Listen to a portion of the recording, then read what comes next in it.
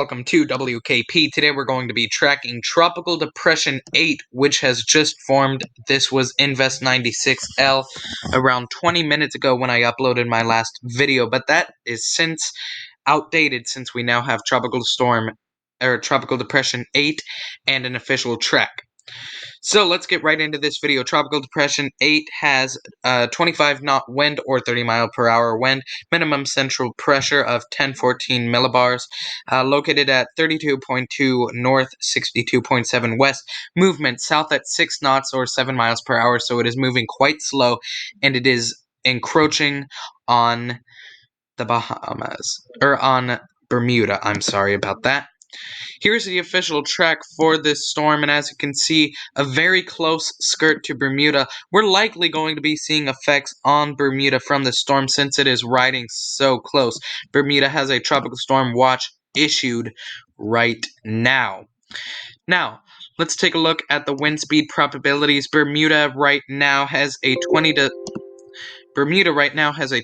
30% chance of seeing tropical storm force winds. And let's take a look at, we do not have any important key messages, sadly, but as of now, Bermuda has a 20 to 30% chance of seeing tropical storm force winds, and wind in Bermuda should be arriving anywhere around Monday 2 p.m. So on Monday 2 p.m. we could be seeing some wind in Bermuda. Now let's take a look at the satellite imagery for this storm. As you can see, there isn't a very low internal temperature, but that could change as it starts to strengthen. But there is some good convection in it. You can see these clouds being pulled in here and these ones being pushed out, so good convection. And it's a nice looking storm, so it's definitely a strengthening storm. And what this means is this will likely become a tropical storm now. And there is a possibility this could become a hurricane. Let's take a look at the model intensity guidance. Most models are bringing this to a strong tropical storm or medium strength tropical storm. Some models, quite a few, are bringing it into hurricane strength. Some even up to Category 3 and Category 4 major hurricane strength.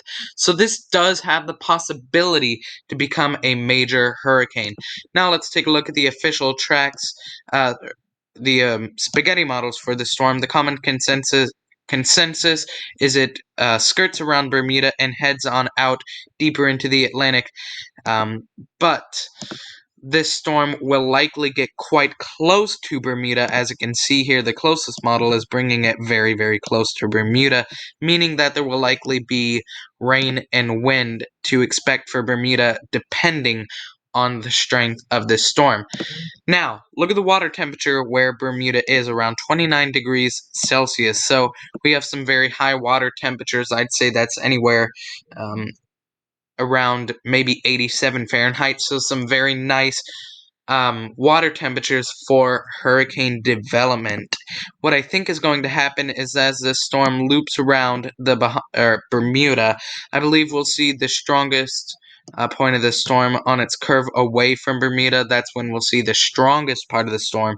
And as it moves deeper into the Atlantic, we're going to see it gradually weaken from a strong tropical storm, hurricane maybe, down back into a tropical storm and eventually weak tropical storm status. I do believe if this